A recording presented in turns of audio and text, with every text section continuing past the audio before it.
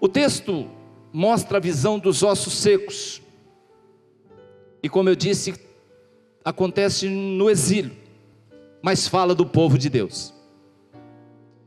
Acontece lá fora, mas está falando do povo de Deus.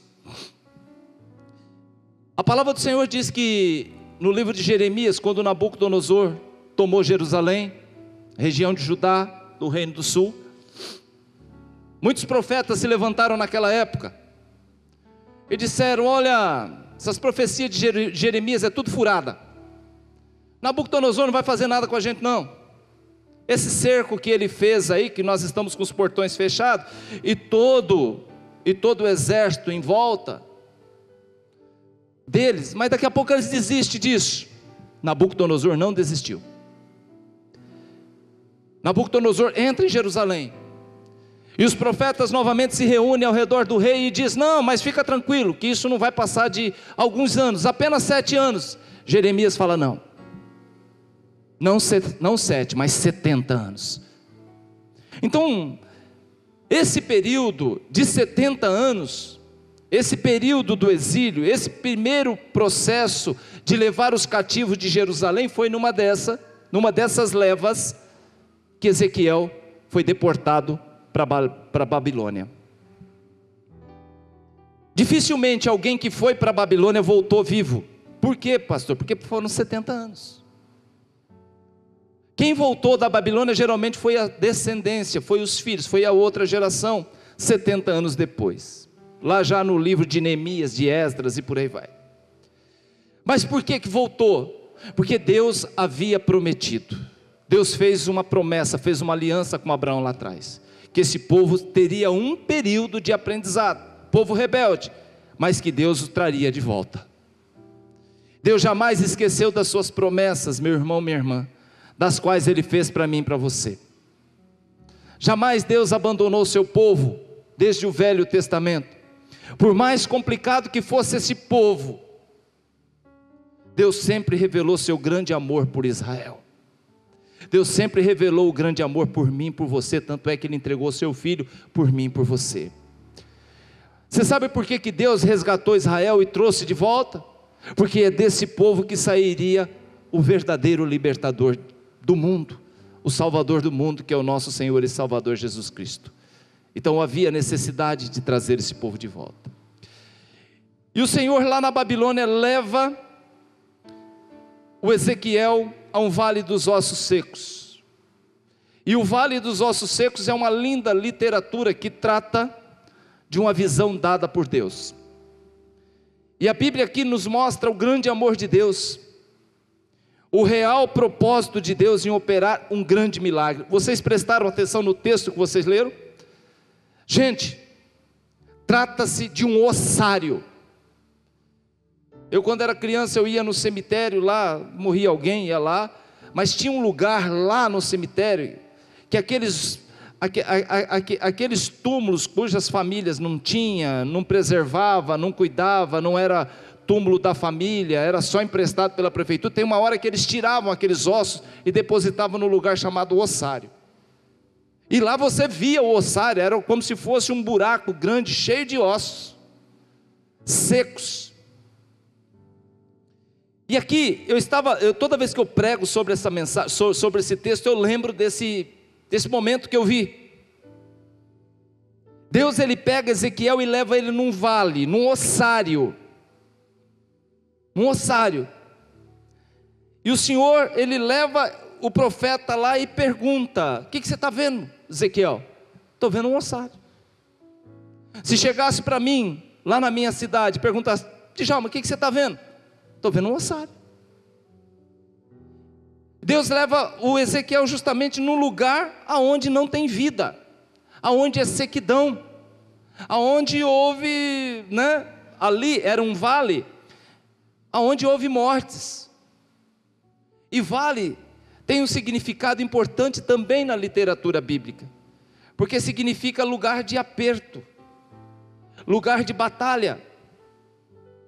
Vales, tem vários vales que a gente conhece na Bíblia.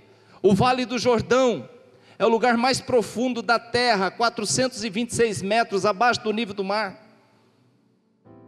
O vale de Sidim, provavelmente é onde se encontra o vale do Mar Morto, onde sepultou pelo menos 2 cidades importantes que está debaixo do Mar Morto, chamado Sodoma e Gomorra. O vale de Acor, lugar onde destruíram a família de Acã. Lembra a história da capa babilônica? O vale de Quizon, onde Elias matou os profetas de Baal. O vale de Elá, onde Davi derrotou Golias. Então, você percebe que é nos vales onde ocorreram a maioria das batalhas. Lugar de batalha, lugar de sofrimento, onde apenas um sai vencedor. Imagine um ambiente de sofrimento, como era esse vale que Ezequiel estava vendo. Quantos corpos tombaram naquele lugar? E o que ele observava passando nesse vale, vendo aquilo lá? Ele observava com tristeza a vida daqueles que perderam ali, que tombaram naquele lugar. E a palavra ela dá um detalhe importante, porque ela fala assim que os ossos, e ossos geralmente, quando você encontra ossos dentro dessa situação, ossos geralmente é o último estágio da decomposição. Um triste cenário. Um evento distante que aconteceu, e esses ossos hoje estão muito secos, estão sequíssimos. Pastor, isso é história, e o que isso tem a ver com a nossa vida? Aqui entra o enredo da nossa vida e da nossa existência. Nossa vida ela passa por vales também, por momentos de batalha, e eu sei que você já passou por lutas no vale, como eu já passei.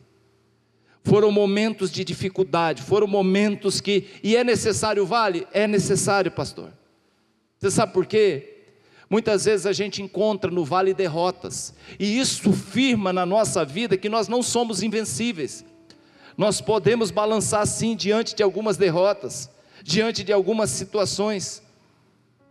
Às vezes nós somos levados pelas nossas emoções, sentimentos, né?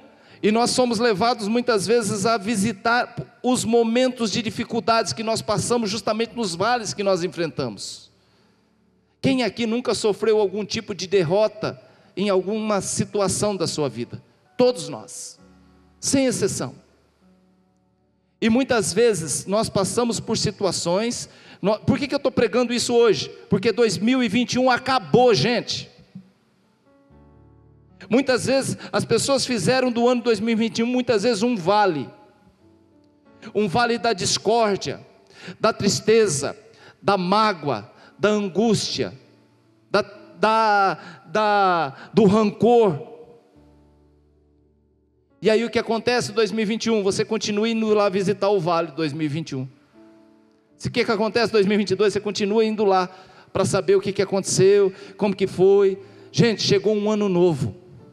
Nós temos que olhar para frente, e nós temos que olhar para aquele que é capaz de ressuscitar até ossos secos.